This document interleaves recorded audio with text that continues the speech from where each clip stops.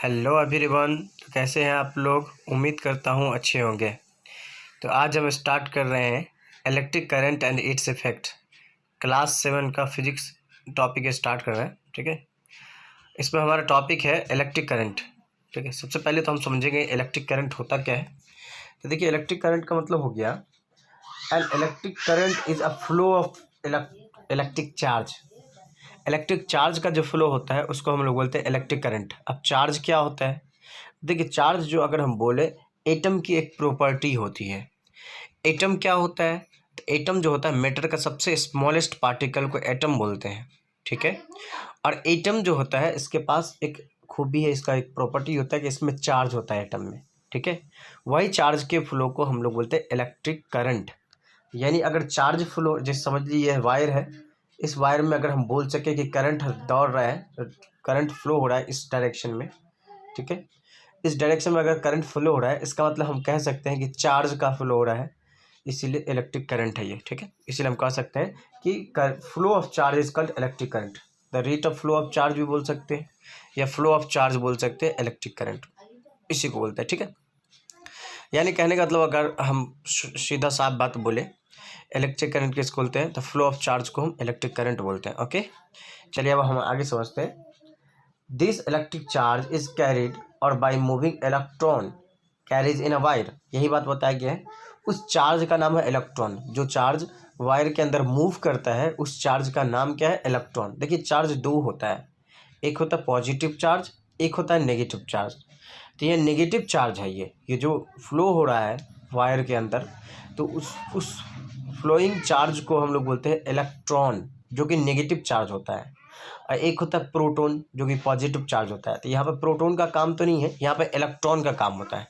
यानी इलेक्ट्रॉन का जो फ्लो होता है वायर के अंदर, उसको हम लोग बोलते हैं इलेक्ट्रिक करंट बोल सकते हैं। ठीक है, चलिए, इलेक्ट्रिक करंट या तो सिर्फ करंट भी बोल सकते हैं। Electric current is measured as rate of flow of charge. Rate of flow of charge को क्या बोलते हैं? Electric current. ठीक है, और इलेक्ट्रिक करंट को जो SI यूनिट जो होता है, SI unit of electric current जो होता है वो एम्पियर होता है। Ampere is the unit of electric charge.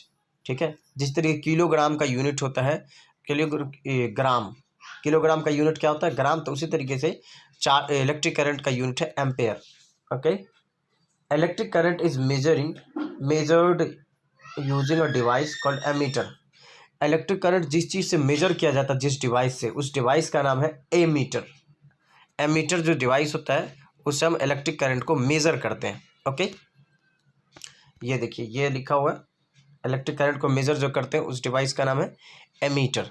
Okay, और ये सिंबल जो होता है इलेक्ट्रिक करंट का वो होता है आई। यहाँ लिखा हुआ है I is the symbol of electric current. I is the symbol of electric current. यानी इलेक्ट्रिक करंट को अगर हमको लिखना होगा तो आई लिखेंगे। सॉरी, इलेक्ट्रिक करंट को अगर हमको लिखना होगा तो आई लिखेंगे।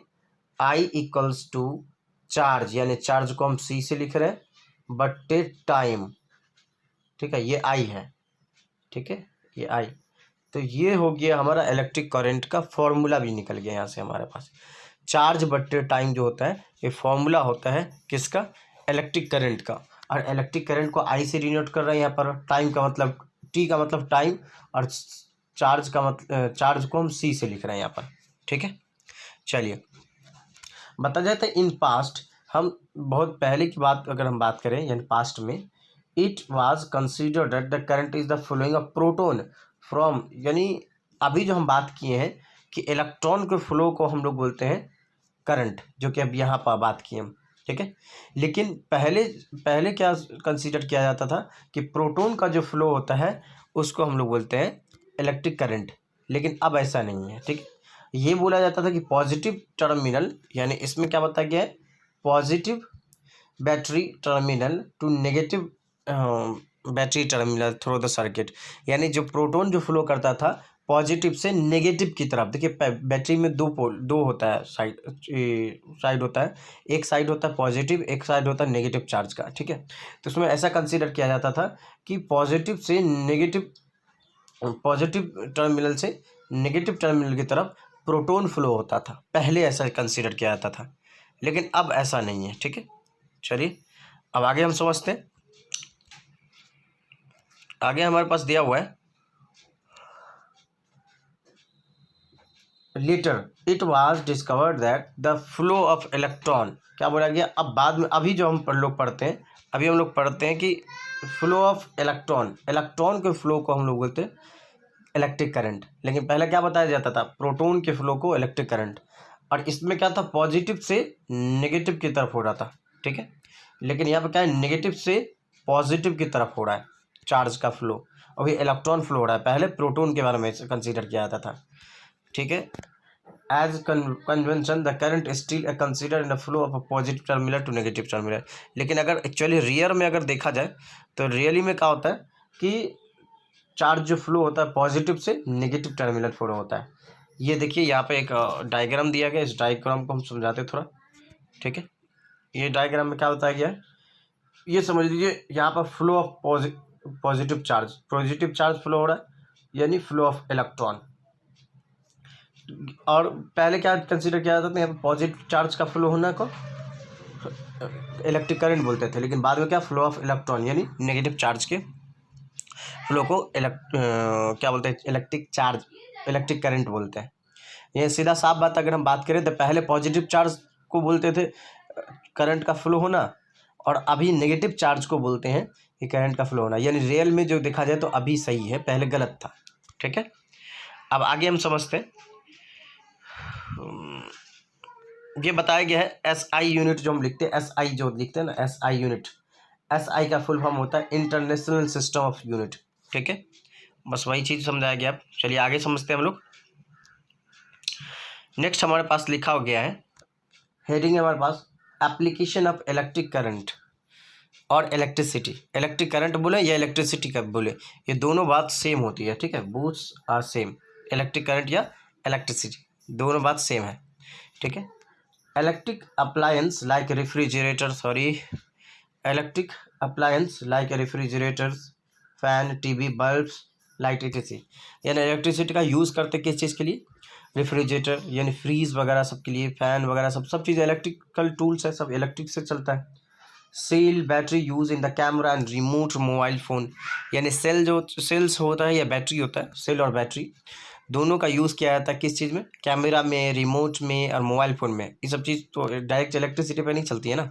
चलिए नेक्स्ट बताया गया है electronic component like computer chip जो होता है इलेक्ट्रॉनिक कंपोनेंट होता है, यानी करीब करीब इसमें भी इलेक्ट्रॉनिक चीज़ सब लगती है, ठीक है।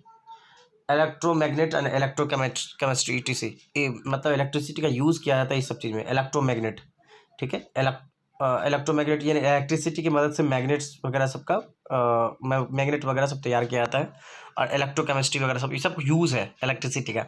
यहाँ जो अभी हम पढ़े वो सब इलेक्ट्रिसिटी का यूज़ था, ठीक है। अब हम हैजार्डस ऑफ इलेक्ट्रिसिटी, अगर हम बात करें हैजार्डस ऑफ इलेक्ट्रिसिटी यानी हैजार्डस क्या है, तो हम नेक्स्ट टॉपिक में बात करेंगे। आज के लिए इतना ही, बस पढ़ाई करते रहे, all the very best.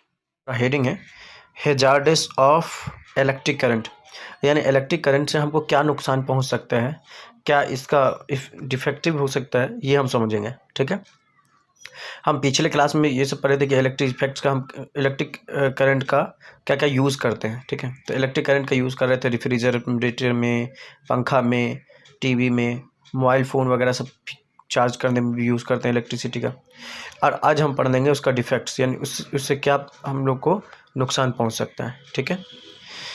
The touching open wire carrying electricity और touching a plug with a switch on a result in flowing of electric charge through human body called electric shock। देखिए अगर हम लोग ओपन वायर को या open switch को अगर हम लोग या ओपन प्लग को अगर हम लोग टच करते हैं तो क्या होगा, हम लोगों को क्या होगा, इलेक्ट्रिक शॉक लगेगा, ठीक है। वैसे इलेक्ट्रिक शॉक का ये डेफिनेशन बताया गया यहाँ पर, इसी को इलेक्ट्रिक शॉक बोलते हैं। यानी ओपन वायर अगर हम छुएंगे तो वहाँ से झटका होगा, झटका मारेगा इलेक्ट्रिक का झटका, उसी को हम लोग इलेक्ट्रिक शॉक के नाम से भी जानते हैं, ओके। नेक्स्ट यहाँ दिया हुआ है, एक मिनट, फिर यहाँ दिया हुआ है this could result in pen, temporary, permanent, burn, cardiac arrest, death etc। जिससे क्या हो सकता है, इलेक्ट्रिक शॉक की वजह से हम लोग को वहाँ पर पेन भी हो सकता है, ठीक है। टेम्प्रोरी और परमानेंट बर्न हो सकता है, यानी वो जगह पर जल भी जाता है, टेम्प्रोरी या परमानेंट जैसा आप समझ सकते हैं। नेक्स्ट बताया गया यहाँ पर कार्डियक अरेस्ट भी होता है, ठीक है।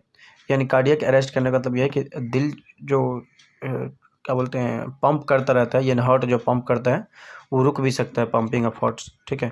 और यहाँ तक कि डेथ भी हो सकता है हमारा, ठीक है। चलिए अब आगे हम लोग आगे समझते हैं। Lightning from the sky, sorry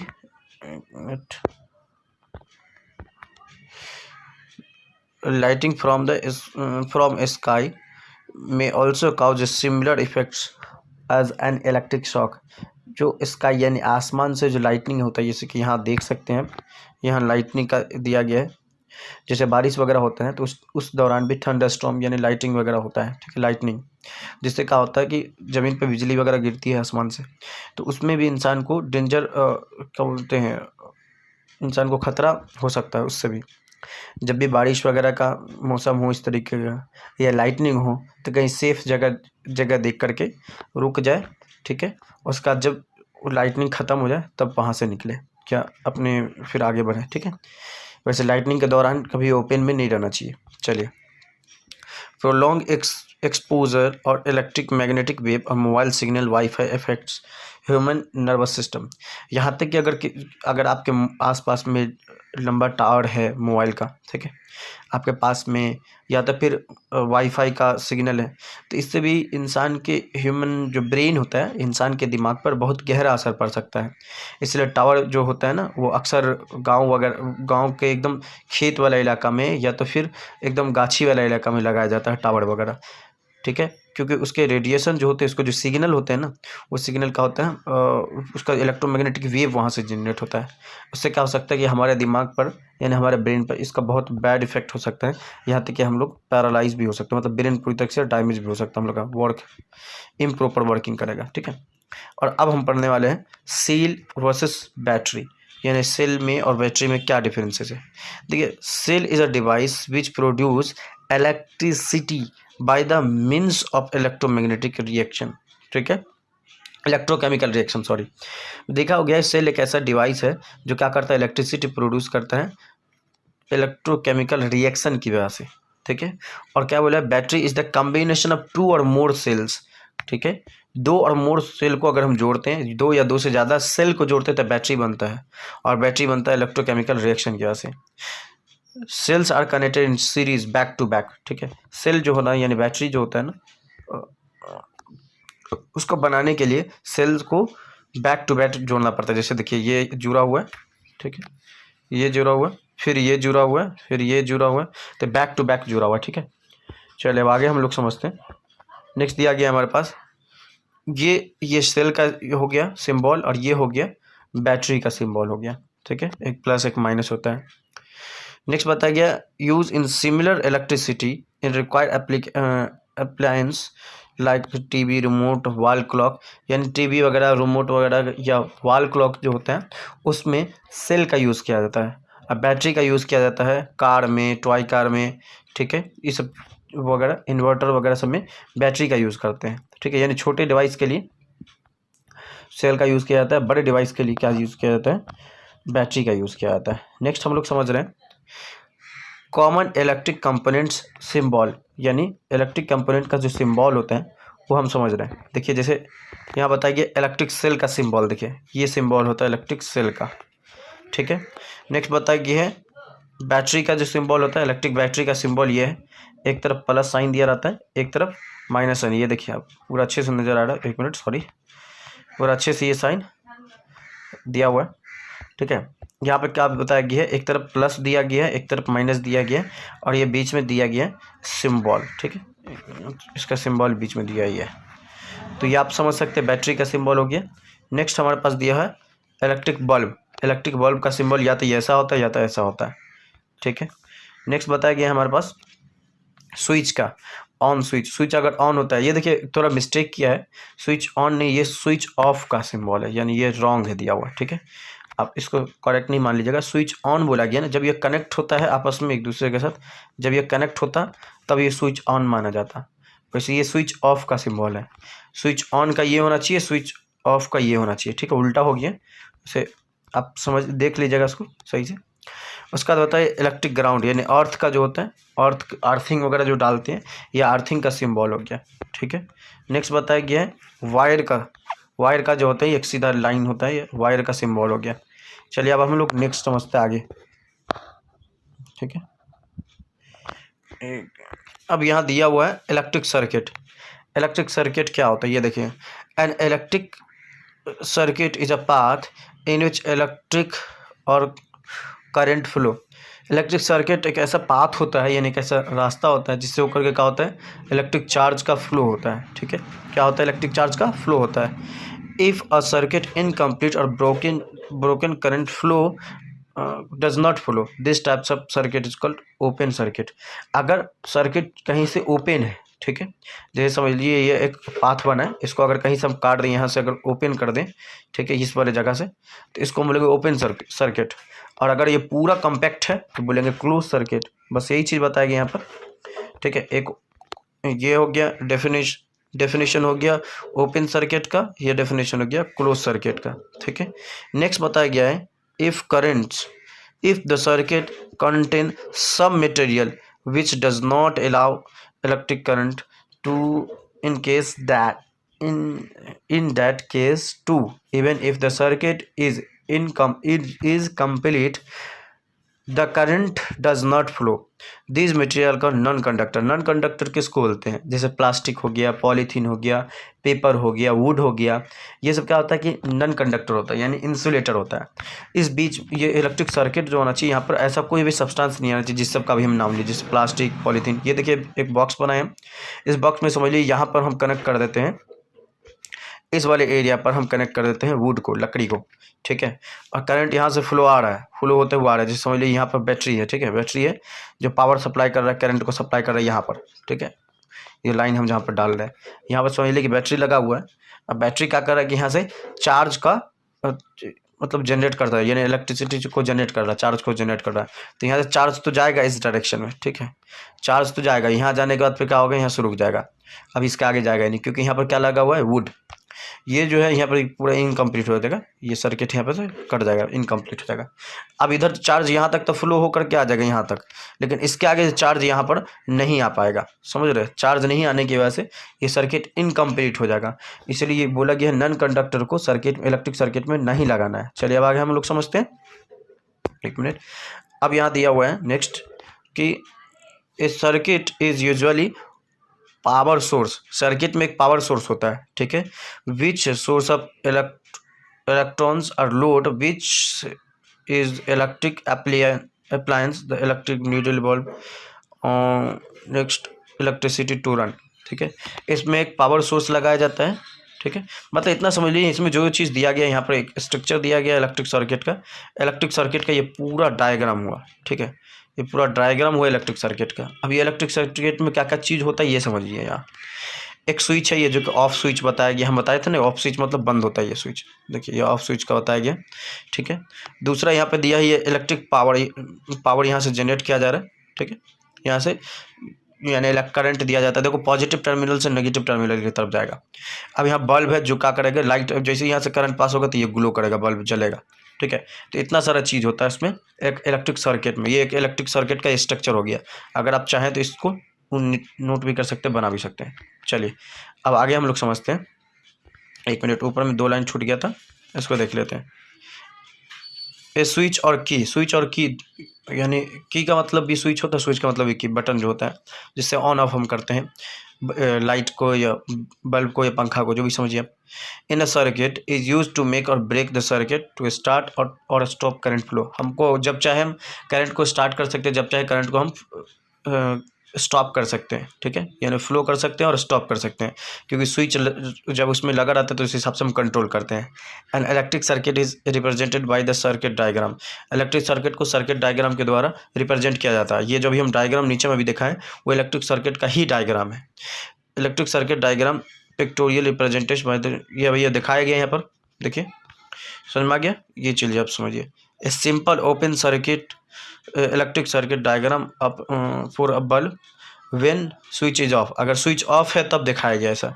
अब स्विच ऑन होगा तो ये देख लीजिए, ये स्विच इसमें ऑन है, ये देखिए यहाँ पर कनेक्टेड है, वहाँ क्या था, कनेक्टेड नहीं था। अब स्विच इसमें ऑन है तो इसमें क्या हो रहा है, देखिए करंट जो होता है ना, ये यहाँ से पॉजिटिव टर्मिनल से जा रहा है करंट, ये इस डायरेक्शन में, देखिए एरो भी दिखा रहा है, फिर यहाँ इस डायरेक्शन में जाएगा, फिर यहाँ इस डायरेक्शन में जाएगा। पॉजिटिव टर्मिनल से नेगेटिव टर्मिनल की तरफ जा रहा है। ये सेल लगा हुआ है, यानी ये बैटरी लगा हुआ है यहाँ पर, ठीक है। ये पूरा बैटरी का स्ट्रक्चर दिया गया है, बट प्योर बैटरी सिंबल दिया गया, उसका मतलब उसका स्ट्रक्चर नहीं दिया गया, ठीक है। और इलेक्ट्रॉन जो है उल्टे डायरेक्शन में मूव कर रहा है। तो ये चार्ज की प्रॉपर्टी होती है, यानी करंट में क्या होता है कि जिस डायरेक्शन में करंट जाता है उसके ठीक उल्टे डायरेक्शन में इलेक्ट्रॉन का मूवमेंट होता है। ये बात आप याद रखिएगा, ठीक है। यही बात बताएगी यहाँ पर, जो अभी ऑन बल्ब जो ग्लो कर रहा है, तो कब ग्लो करेगा, जब स्विच ऑन रहेगा तब, स्विच ऑफ रहेगा तो नहीं करेगा। Current is conventionally considered to the flow from positive to negative terminal. यही बात बताएंगे कि पॉजिटिव से नेगेटिव, यानी पॉजिटिव टर्मिनल से निकलता है, नेगेटिव टर्मिनल तक फ्लो होते हुए जाता है, ठीक है। अभी हम देखें ऊपर में, देखिए यहाँ देखिए, यहाँ क्या हो रहा है, करंट जो जा रहा है इस डायरेक्शन में, तो कहाँ से निकल रहा है, ये पॉजिटिव टर्मिनल से निकल रहा है, ये यहाँ, ये पॉजिटिव टर्मिनल से निकल रहा है। समझ में आ रहा है आपको, ये पॉजिटिव टर्मिनल जो है करंट का फ्लो करवा रहा है, ठीक है। यहाँ से ये जो पॉजिटिव टर्मिनल है ये करंट का फ्लो करवा रहा है, और यहाँ फिर दोबारा ऐसे होते हुए लौट के, फिर ऐसे होते हुए, फिर ऐसे होते हुए, फिर ऐसे होते हुए, फिर नेगेटिव टर्मिनल तक आ रहा है। यही बात नीचे में दिया गया, ठीक है। अब इसके आगे हम लोग नेक्स्ट डे पढ़ेंगे। बस आज के लिए इतना ही, पढ़ाई करते रहें। All the very best. हमारा हेडिंग है हीटिंग इफेक्ट ऑफ करंट। देखिए हीटिंग इफेक्ट का मतलब क्या हो गया, जैसे करंट का यूज़ करके किसी चीज़ को हीट के लिए, हीट एनर्जी में इस्तेमाल कर रहा है, ठीक है। जैसे कि क्या होता है, हीटर का होता है, हीटर वगैरह जो होता है ना, क्या होता है, हीटिंग इफेक्ट हो गया एक तरीके से। जैसे अगर बल्ब जलता है, ठीक है, जो अभी पुराने ज़माने में लाल वाला जो बल्ब हुआ करता था, वो बहुत ज़्यादा हीट हो जाया करता था। हीट हीट होने की वजह से क्या होता था कि कभी कभी बल्ब फूट भी जाया करता था, ठीक है, शीशा वगैरह उसका। अब तक खैर एलईडी बल्ब वगैरह आने लग गया, बट पहले ऐसा हुआ करता था, ठीक है।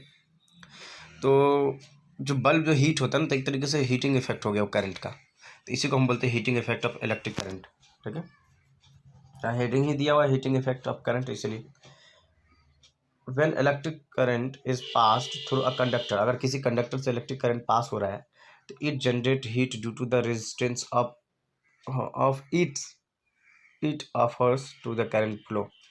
तो जब हीट कहीं से इलेक्ट्रिसिटी पास होता है, ठीक है, जैसे समझ लीजिए कि इस डायरेक्शन में इलेक्ट्रिसिटी जा रहा है, ठीक है, तो किसी वजह से इस इलेक्ट्रिसिटी को जाने में प्रॉब्लम होगी, यानी रुकावट होगा। इस तरीके से अगर हम रास्ते में जाते हैं तो कभी गाड़ी खराब हो गया, या कभी कुछ हो गया, या कभी रास्ता खराब हो गया, तो जिसकी वजह से हमको लेट हो जाता है, पहुंचने में होता है ना, पहुंचने में लेट। तो उसी तरीके से करंट में भी होता है, ठीक है। जैसे लंबा वायर हो जाता है बहुत ज़्यादा, तो उसको करंट जो है क्या होता है, पहुंचता तो है, लेकिन जो अमाउंट में पहुंचना चाहिए उस अमाउंट में नहीं पहुंच पाता है, यानी इसको रुकावट होता है। उसी रुकावट को हम बोलते हैं रेजिस्टेंस, ठीक है। इसके बारे में पूरा डिटेल हम क्लास 10 में पढ़ते हैं, बट इतना समझिए, जो करंट को जाने में जो बाधा आती है, यानी जो रुकावट आती है, उस रुकावट को हम लोग बोलते हैं रेजिस्टेंस। उस रेजिस्टेंस की वजह से क्या होता है कि वहाँ पर हीट हो जाता है, वो चीज़ क्या हो जाता है, हीट। अब देखिए यहाँ पर अगर हम बात करें रेजिस्टेंस के बारे में पूरा अच्छे से अगर समझें हम, ठीक है, जैसे कि समझ लीजिए कि यहाँ से एक तार कनेक्टेड है, ठीक है, इस तार में करंट जा रहा है, ठीक है, ये तार है, इस तार में करंट इस डायरेक्शन में जा रहा है, ठीक है, इस डायरेक्शन में करंट जा रही है।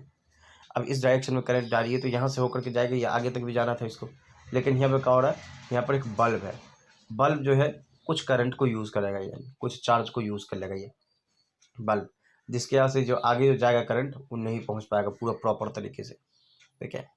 अब क्या होगा, कुछ चार्ज इधर चला गया तो ये क्या करेगा, ये चार्ज यहाँ पर हीट जनरेट कर देगा, क्या कर देगा, हीट जनरेट करेगा, जिसकी वजह से बल्ब गर्म हो जाएगा। अब समझ में आ गया होगा कि हम क्या कहना चाह रहे हैं। हो सकता है शायद हम अच्छे से नहीं समझा पा रहे होंगे, लेकिन अगर आपको कुछ प्रॉब्लम है समझने में तो यहाँ पर आप कमेंट सेक्शन में कमेंट कर सकते हैं, ठीक है। नेक्स्ट बताया गया heating element have a high melting point so that they do not get damage due to the heat generated. अब ये हीटिंग एलिमेंट जो होता है, यानी जो हीट होता है, जो गर्म हो जाता है, वो जो होता है ना, वो एलिमेंट, उसका मेल्टिंग पॉइंट बहुत ज़्यादा हाई होता होगा, जिस वजह से वो डैमेज नहीं होता। अब के दौर में तो खैर शीशा लगता ही नहीं है बल्ब में, सीधा डायरेक्ट एलईडी रहता है, प्लास्टिक वगैरह सबका यूज़ करके बनाया जाता है, कांच वगैरह का पहले यूज़ हुआ करता था, जिसकी वजह से क्या होता था कि उसका मेल्टिंग पॉइंट का जो क्षमता होता था ज़्यादा नहीं होता था, वो एबिलिटी ज़्यादा नहीं हुआ करता था, इसकी वजह से कांच का जो बल्ब हुआ करता था फूट जाया करता था। लेकिन अब तो खैर प्लास्टिक वगैरह का यूज़ किया जाता है, अब कांच वगैरह का यूज़ ही नहीं होता है, जिस वजह से क्या होता है कि अब डैमेज नहीं होता बल्ब, लेकिन पहले डैमेज हो जाया करता था। These elements have also low tendency to reach with oxygen to avoid catching fire. ठीक है, क्या बोला गया, these elements have also low tendency to react with oxygen। और ये हाली मतलब इक्विकली क्या होता है ना कि ऑक्सीजन से भी कंबाइन नहीं हो पाता, कोई चीज़ को जलने के लिए क्या चाहिए, ऑक्सीजन चाहिए। ठीक है, यानी अगर हम आप ये बचपन में तो ये कैंडल वाला एग्जांपल तो किए होंगे ना, कैंडल वाला, कैंडल को जलाए करके उसको ग्लास के अंदर से ढके होंगे एक शीशे वाले ग्लास में, तब कुछ देर के बाद देखे होंगे कि वो कैंडल जो है बुझ गया होगा। ठीक है, तो बुझ जाने का मतलब क्या कि ऑक्सीजन वहाँ पर नहीं पहुँचा, इसलिए कैंडल बुझ गया। तो इसका मतलब यहाँ पर भी वही चीज़ है, अगर कोई चीज़ हीट हो रहा है, ठीक है, उसमें कैच नहीं, अब फायर नहीं लग रही है यानी आग नहीं लग रही है, इसका मतलब समझिए वहाँ पर ऑक्सीजन का रिच नहीं हो रहा है, मतलब ऑक्सीजन वहाँ पर नहीं पहुँच रहा है। ठीक है, तो वो कम्प्लीटली पूरी तरीके से पैक होता है, जिसकी वजह से वहाँ पर ऑक्सीजन ना होने की वजह से वहाँ पर क्या होता है कि फायर नहीं होता है, मतलब आग नहीं लगता है। The amount of heat generate in the wire depend on, यानी हीट जो जनरेट होगा वायर पर वो डिपेंड करता है किस किस चीज़ पर, मटेरियल ऑफ द वायर। ठीक है, यानी अगर तार जैसे किसी किसी तार से इलेक्ट्रिसिटी पास करवा रहे हैं, यानी किसी वायर से इलेक्ट्रिसिटी पास करवा रहा है, ठीक है, तो वो वायर जो गर्म होगा तो उसके पीछे की वजह क्या होगी, यानी क्यों होगा गर्म, तो उसके पीछे की यहाँ पर 3 वजह यहाँ पर दिया गया है। पहला बोला गया है मटेरियल ऑफ द वायर, कि वायर का मटेरियल कौन सा है, अगर कॉपर का वायर होगा तो कम गर्म होगा, एल्युमिनियम का होगा तो ज़्यादा गर्म होगा। ये समझ में आ गया आपको, क्योंकि कॉपर जो होता है ना उससे इलेक्ट्रॉन आसानी से पास हो जाता है, और एल्युमिनियम में थोड़ा प्रॉब्लम होता है उसको पास होने में। दूसरा बोला कि length of the wire, wire का अगर लेंथ कम होगा तो इसका मतलब रेजिस्टेंस कम होगा। ठीक है, यानी आसानी से चार्ज पास होगा, और ज़्यादा लेंथ होगा मतलब थोड़ा प्रॉब्लम होगा, यानी लेंथ ज़्यादा होगा तो वायर जल्दी ज़्यादा गर्म होगा। अब पहले देखे होंगे कि बटन वाला कीपैड वगैरह मोबाइल हुआ करता था तो उसका चार्जर थोड़ा लंबा आता था, लेकिन अब जितना आईफोन की तरफ जाइएगा उतना डाटा केबल भी छोटा आता है, यानी उसका चार्जर डायरेक्टली बोले तो छोटा आता है। क्यों? क्योंकि लंबा वायर जो हुआ करता था उसके वजह से मोबाइल को चार्ज होने में समय लगता था। अभी अभी तो आता है मोबाइल सब फास्ट चार्जिंग वाला मोबाइल सब आता है, तो फास्ट चार्जिंग अगर चार्ज लेगा तो उसमें क्या होगा, लंबा वायर होगा तो उसको करंट को मोबाइल तक आने में थोड़ा समय लगेगा। समय लगने की वजह से क्या होगा कि तार जो है हीट हो जाएगा, गर्म हो जाएगा, जिसकी वजह से क्या होगा कि मोबाइल जल्दी मोबाइल क्विकली चार्ज नहीं होगा। वैसे हम लोग को चाहिए बार बार मोबाइल चार्ज, ठीक है, क्योंकि हम लोग को चलाने से फुर्सत तो होता नहीं आजकल के दौर में। तो मतलब अभी के हिसाब से अगर देखा जाए तो सारे दिन रात लोग तो मोबाइल से ही डिपेंड है। ठीक है, बहुत सारे लोग इमरजेंसी में भी होते हैं, बहुत सारे लोग काम भी वाले भी होते हैं, अगर 4 घंटा में उसका मोबाइल चार्ज ही होगा प्रॉब्लम हो जाएगा। इसलिए अब क्या होता है कि तार का वायर जो है छोटा देता है। नेक्स्ट बताइए thickness of the wire, wire अगर ज़्यादा मोटा होगा तो प्रॉब्लम नहीं है, अगर वायर पतला होगा तो प्रॉब्लम है कि वो गर्म होगा, जो हो जाएगा वायर। ठीक है, चलिए अब आगे समझते हैं हम लोग। देखिए, तो पहले का वायर भी पतला हुआ करता था और लंबा हुआ करता था, और अब का वायर जो होता है छोटा होता है और थोड़ा मोटा होता है। ठीक है, चार्जर का वायर की अगर हम बात करें तो वही, तो चार्जर का वायर जो होता है ना, तो पहले पतला और लंबा हुआ करता था और अभी मोटा और शॉर्ट होता है, यानी लंबा नहीं होता। तो ये देख लीजिए यहाँ पर क्या दिख गया, when electricity passes through a filaments it becomes hot and started to glow. जो फिलामेंट से इलेक्ट्रिसिटी होकर के पास होता है, ये फिलामेंट है, ये बल्ब का। ठीक है, ये टंगस्टन का बना होता है फिलामेंट, बल्ब का जो फिलामेंट होता है। अब वहाँ से इलेक्ट्रिसिटी पास हो रहा है तो वो क्या होता है, फिलामेंट गर्म हो जाता है। फिलामेंट क्या हो जाता है, ये है फिलामेंट इसका। अब ये फिलामेंट क्या होता है, इसका गर्म हो जाता है। गर्म होने की वजह से क्या होता है कि ये ग्लो करने लग जाता है, यानी जलने लग जाएगा, तो यहाँ से हीट और लाइट निकलता है। लेकिन हाँ, ये चीज़ है कि यहाँ पर अगर ऑक्सीजन पहुँच जाए, यहाँ अगर ऑक्सीजन पहुँच गया, इस जगह पर अगर ऑक्सीजन पहुँचा तो क्या होगा, फिर फायर हो जाएगा यहाँ पर, मतलब आग लग जाएगी यहाँ। ठीक है, नेक्स्ट हम आगे पढ़ते हैं अब। CFC saves energy lost in the form of heat. CFC bulb जो होता है, CFL बल्ब जो होता है उसमें हीट का बहुत कम जनरेट होता है, इसमें हीट बहुत कम जनरेट होता है, जिसकी वजह से क्या होता है कि कम एनर्जी खपत होता है इसमें। ठीक है, वो जो लाल वाला जो बल्ब हुआ करता था, जिसमें लाल क्या आता था, लाइट आती थी बल्ब से, तो वो उसमें 2 एनर्जी खपत होती थी। पहला तो वो हीट बहुत ज़्यादा हुआ करता था, दूसरा ये है कि वो लाइट भी देता था, हीट और लाइट दोनों लेता था। लेकिन अब का जो बल्ब आता है, LED बल्ब आता है, वो लाइट देता है लेकिन हीट बहुत कम देता है, जिसकी वजह से कुछ एनर्जी जो होता है मतलब करंट का कम खपत होता है, यानी बिजली बहुत कम उठती है, जिसके वजह से बिल भी बहुत कम आता है। चलिए अब आगे हम लोग समझते हैं। नेक्स्ट बताइए हीटिंग इफेक्ट ऑफ हीटिंग, क्या बोला गया, application of heating effect of current, यानी ऐसा उपकरण जिसमें हम लोग हीटिंग इफेक्ट के लिए यूज़ कर देते हैं। जैसे बताइए इलेक्ट्रिकल गीजर, देखते हैं हीटिंग, पानी को गर्म करने के लिए यूज़ किया जाता है। आयरन है, या उसका तो वाटर है, हीटिंग रॉड है, पानी गर्म करने के लिए जो रॉड होता है। उसका तो इलेक्ट्रिक कैटल होता है, जैसे मग वगैरह जिसमें चाय वगैरह बनाते हैं, ठीक है। तो ये इलेक्ट्रिक मग भी आता है ना। चलिए अब आगे समझते हम लोग। Electrical fuse and circuit breakers, ठीक है। इलेक्ट्रिक फ्यूज और सर्किट ब्रेकर्स के बारे में हम लोग समझते हैं। दिया गया a fuse or a circuit breaker is a device which protect appliance from over current or over load. क्या बात है ये फ्यूज पे से अगर बात करें हम, फ्यूज, तो फ्यूज एक तरीके का सेफ्टी डिवाइस होता है। फ्यूज करंट और करंट ब्रेकर, वही बात हो गया, फ्यूज बोले या करंट ब्रेकर बोले, ठीक है। Is a device which protect appliance from the over current or over load. अब जैसे कभी कभी क्या होता है कि करंट ट्रांसफार्मर में जो होता है ना, बहुत ज़्यादा वोल्ट का करंट सप्लाई होता है, जिसकी वजह से क्या होता है कि फ़ैन वगैरह होता है या टीवी या हमारे घर में बहुत सारे इलेक्ट्रिकल अप्लायंस होता है, वो ख़राब होने के चांसेस होते हैं, क्योंकि उतना वोल्ट का जो करंट है वो बर्दाश्त नहीं कर पाएगा, ठीक है। उसकी जितनी क्षमता वो उतनी ही बर्दाश्त करेगा। तो इलेक्ट्रिक फ्यूज हमको उस सब चीज़ से बचाता है। दूसरे घर का इलेक्ट्रिकल अप्लायंस या इलेक्ट्रिकल टूल्स को क्या बोलते हैं, उसको ख़राब होने से बचाता है। यानी करंट को क्या होता है, वो कंट्रोल करके रखा रहता है। कंट्रोल करने का मतलब ये हो गया कि इलेक्ट्रिक फ्यूज जो होता है ना, उसके अंदर एक वायर होता है। वायर में जैसे ज़्यादा करंट आता है, उसके वजह से वायर क्या होता है, जल जाता है, पिघल जाता है, जिसके वजह से सर्किट इनकम्प्लीट हो जाता है। अब घर के अंदर जितना भी जगह लाइट आ रही थी, सारी लाइट एकदम अचानक से बंद हो जाती है, जिसकी वजह से क्या होता है फिर, अब तक खैर बहुत तरीके का फ्यूज आने लग गया है, ठीक है। डिजिटल फ्यूज वगैरह भी होता है, अब तो पुराने ज़माने के हिसाब से चला ही नहीं, अब वो तरीके से जुगाड़ और टेक्निक आ गया है। In circuit is placed after the power source and before the appliance, ठीक है। क्या बताया कि circuit in the circuit it is placed after the power source के बाद इसको किया जाता है यूज, जहाँ से आता ही पावर वहाँ से, और बिफोर द अप्लायंस, और अप्लायंस के पहले लगाया जाता है, ठीक है। It has a wire of low resistance and low melting point, और उसमें फ्यूज में एक वायर रहता है, उस वायर का लो रेजिस्टेंस भी होता है और लो मेल्टिंग पॉइंट्स भी होता है, ठीक है। In case of excessive current, जब बहुत ज़्यादा करंट वहाँ से पास होता है फ्यूज होकर के, तो फ्यूज में जो वायर लगा होता है क्या होता है, ब्रेक सर्किट उसको क्या हो जाता है, जल जाता है, यानी पिघल जाता है वो, जिसकी वजह से सर्किट इनकम्प्लीट हो जाता है। फिर no current pass through the main appliance and protecting it damage for the possible fire, ठीक है, जिसके वजह से प्रोटेक्ट करता है। यही बात बताएंगे, जैसे कि समझ लीजिए कि फ्यूज है, ठीक है, फ्यूज का ये वायर है। अब जैसे इसमें ज़्यादा करंट पास होगा तो ये वायर क्या हो जाएगा, मेल्ट हो जाएगा, ये यहाँ से ब्रेक हो जाएगा।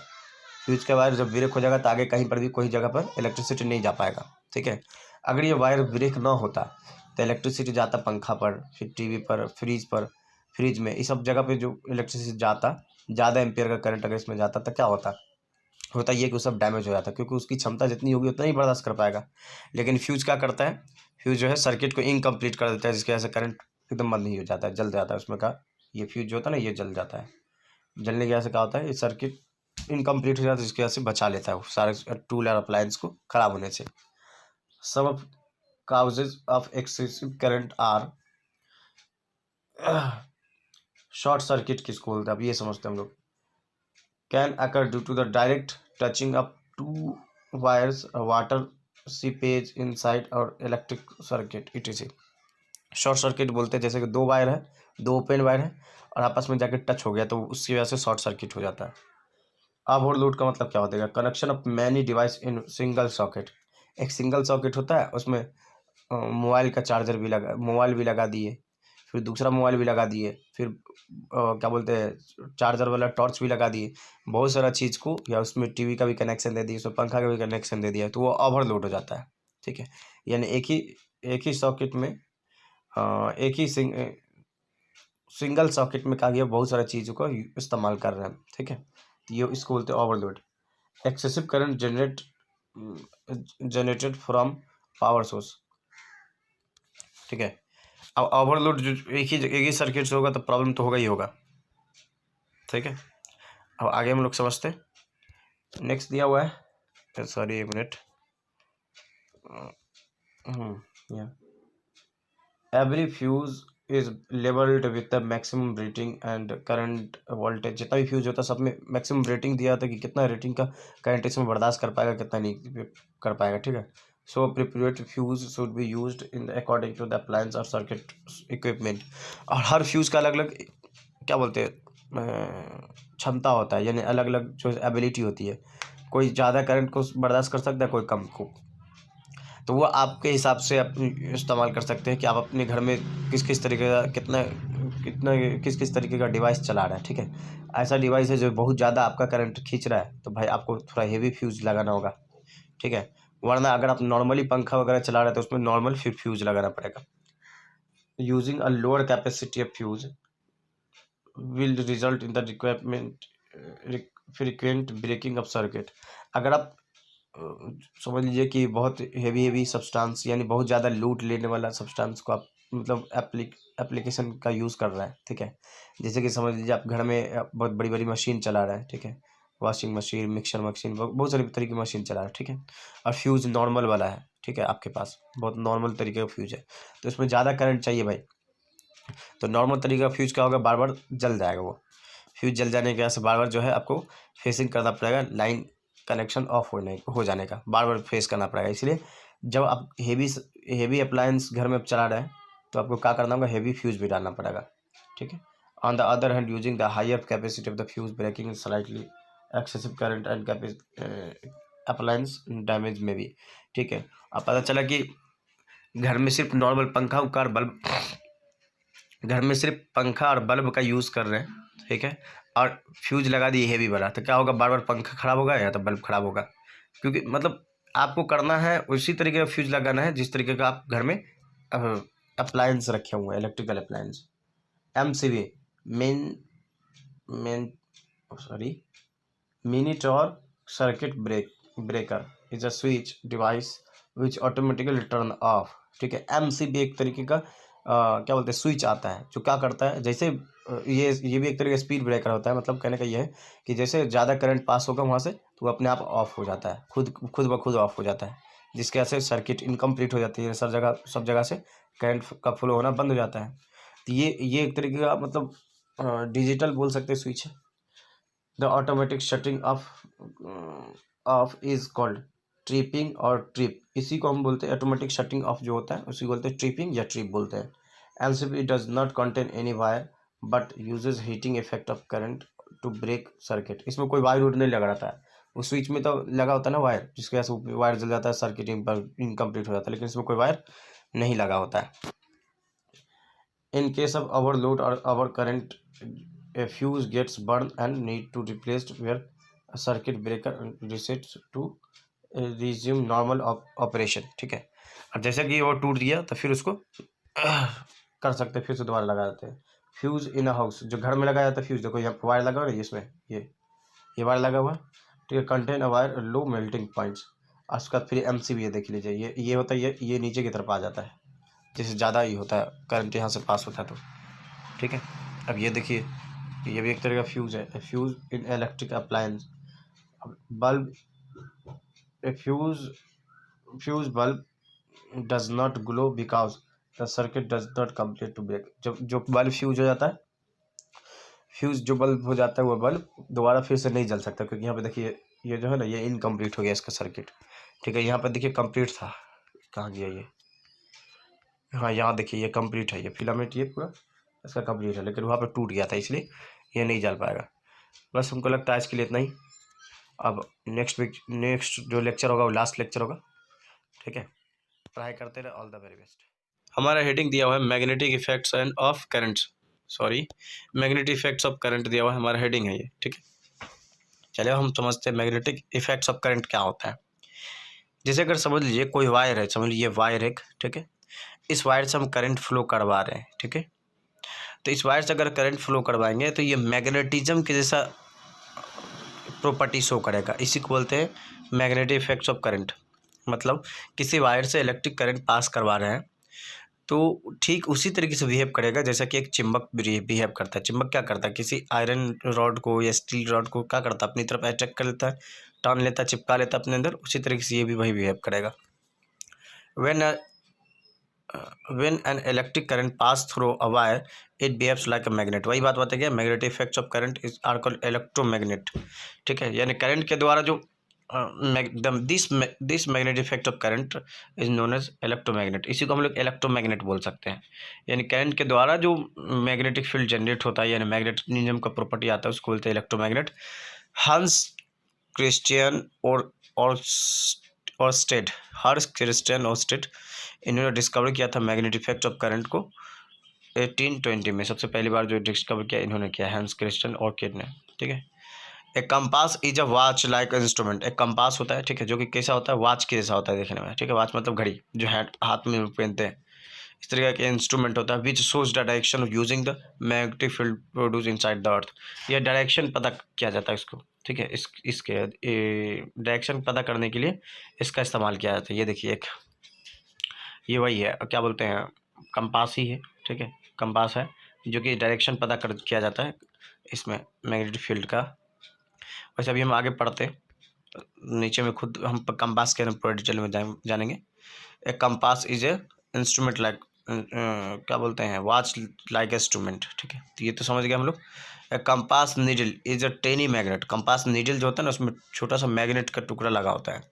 Which always point in north and south, और ये हमेशा बताता है नॉर्थ और साउथ डायरेक्शन को। ठीक है, जो मैग्नेट का टुकड़ा होता है वो नॉर्थ और साउथ डायरेक्शन को बताता है।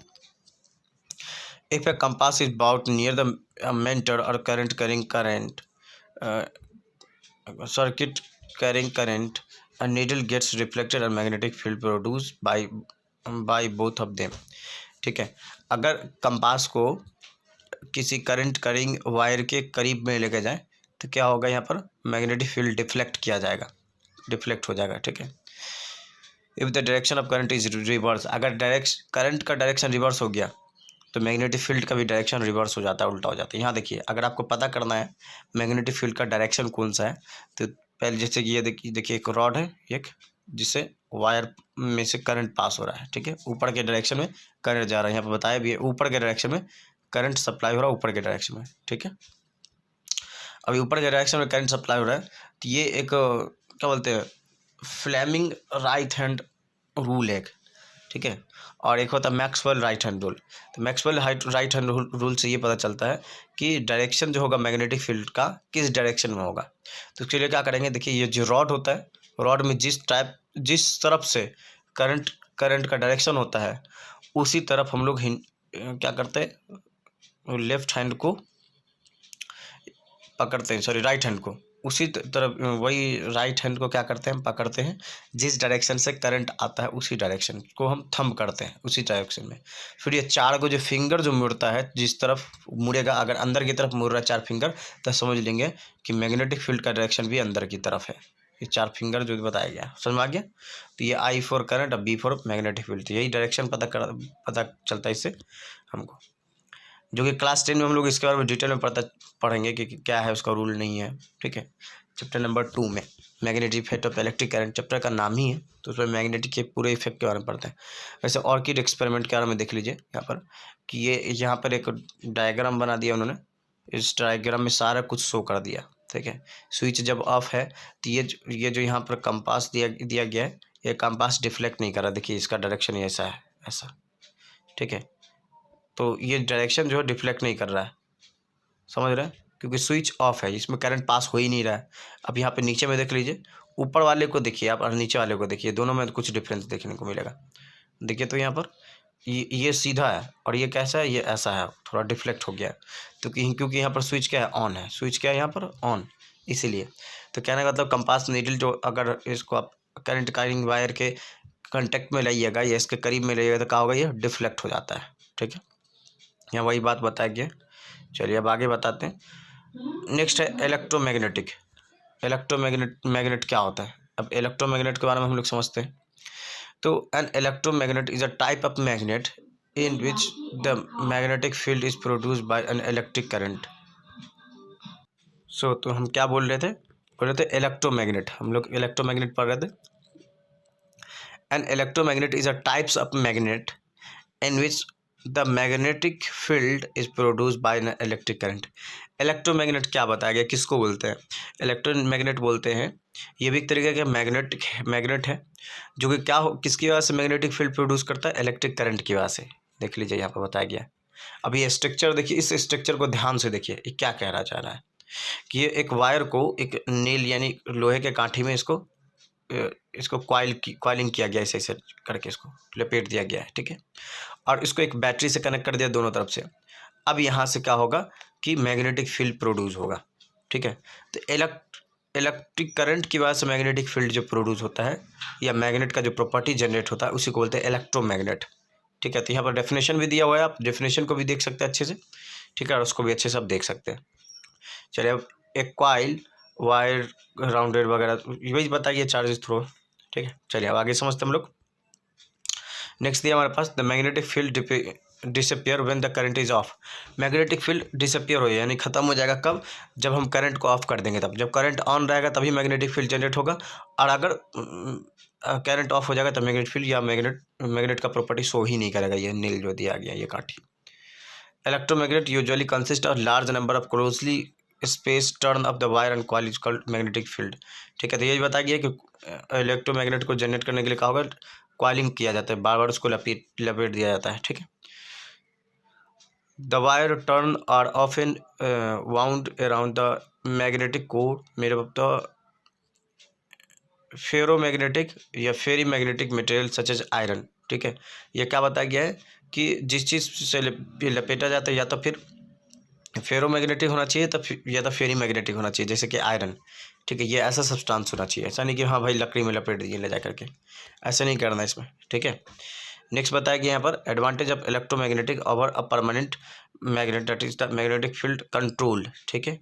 इसका एडवांटेज क्या है, इलेक्ट्रोमैग्नेट का एडवांटेज क्या है? तो मतलब फ़ायदा, इससे फ़ायदा ये है कि हम इसको कंट्रोल कर सकते हैं, जब चाहे मैग्नेटिक फील्ड जनरेट करवा सकते हैं, जब चाहे मैग्नेटिक फील्ड को हम स्टॉप कर सकते हैं। लेकिन जो हमारे पास जो मैग्नेट होता है उसको बोलते हैं बार मैग्नेट। देखिए ये एक मैग्नेट का हम स्ट्रक्चर बना रहा है, ठीक है। एक तरफ होता है साउथ पोल, ठीक है, एक तरफ होता है नॉर्थ पोल। तो इसमें जो जनरेट होगा मैग्नेटिक फील्ड, इसको हम कंट्रोल नहीं कर सकते हैं। मतलब आप कितनी भी कोशिश कीजिए उसको लोहा के कांटेक्ट में रखिएगा, वो चिपक जाएगा लोहा के साथ मैग्नेट। लेकिन इलेक्ट्रोमैग्नेट क्या होता है, जब चाहेंगे इसको मैग्नेटिक की प्रॉपर्टी डाल सकते हैं, जब चाहे हटा सकते हैं, क्योंकि स्विच को ऑन करेंगे तो ऑन रहेगा, मैग्नेटिक प्रॉपर्टी आ जाएगा, स्विच को ऑफ करेंगे तो मैग्नेटिक प्रॉपर्टी चली जाएगी। चलिए अब आगे हम लोग समझते हैं डिसएडवांटेज ऑफ इलेक्ट्रोमैग्नेटिक और permanent magnet is needs continuously supply, ठीक है। इसका डिसएडवांटेज क्या है कि इसमें करंट भाई कंटिन्यूस चाहिए। अगर आप कंटिन्यूस उसमें मैग्नेटिक फील्ड को जनरेट करना रखना चाहते हैं, ऑन कर रखना चाहते हैं, मतलब मैग्नेटिक फील्ड आपको चाहिए ही चाहिए, तो उसमें कंटिन्यूसली आपको करंट सप्लाई करना पड़ेगा। ये एडवांटेज है, और ये एडवांटेज है कि इसको कंट्रोल कर सकते हैं। दूसरा बात है example of electromagnets are two, जैसे इंडक्शन प्लेट होता है ना, इंडक्शन प्लेट अब अभी के दौर में जो खाना वगैरह पकाने के लिए यूज़ किया जाता है, देखिए इंडक्शन प्लेट होता है। फिर क्या बताया गया, इलेक्ट्रिक सेल। फिर बोला गया हार्ड डिस्क ड्राइवर्स। और उसके बाद क्या बताया गया, लोड स्पीकर। उसके बाद मोटर्स। ये सब किस पे चलता है? ये सब चलता है इलेक्ट्रोमैग्नेट्स का, यानी सब इलेक्ट्रोमैग्नेट का एग्जाम्पल है, ठीक है। अब हम लोग समझ रहे हैं इलेक्ट्रिक बेल के बारे में। इलेक्ट्रिक बेल क्या होता है ये समझेंगे हम लोग। देखो सीधा साफ बात है यहाँ पर कि ये जो होता है ना, ये किसी मेटल का बना होता है ये, और ये भी मेटल का होता है। मतलब ये दोनों बॉल जो टाइप का बना हुआ है ये मेटल का बना होता है, ठीक है। और ये भी एक तरीके मेटल का ही दिया रहता है। जब स्विच ऑफ रहता है तो ऐसा ही रहता है, ठीक है। और जैसे स्विच ऑन करते तो ये क्या होता है कि इस पर हैमरिंग करने लगते हैं, पीटने लगा, जिसकी वजह से इलेक्ट्रिक जो होता है बेल बजती है, फिर साउंड प्रोड्यूस होता है। तो देख लीजिए यहाँ पर अगर इसका साउंड प्रोड्यूस कब होगा, जब इसको पीटा जाएगा तब। और जब नहीं पीटा जाएगा तो यहाँ पर क्या है, हटा हुआ है तो साउंड प्रोड्यूस नहीं हो रहा है। यहाँ पर पीटा जा रहा है, इसको हैमरिंग कर रहा है तो इससे साउंड प्रोड्यूस होगा। वही सब बात लिखा गया है ये, ठीक है। सारे को देख लीजिएगा, एक बार रीड कर लीजिएगा। यहाँ पे लिखा गया है थस द चार्जिंग डिसएडवांटेज, ठीक है। चलिए अब आगे मतलब हमारा जितना भी चैप्टर था ये ख़त्म हो चुका है। अब हम जो है नया चैप्टर के साथ आएंगे। अगर आपको ये चैप्टर अच्छा लगा तो हमारे साथ जुड़े रहें आगे जो हमारा टॉपिक है, नेक्स्ट टॉपिक बहुत जल्द हम डालेंगे नेक्स्ट चैप्टर का, ठीक है। तो पढ़ाई कर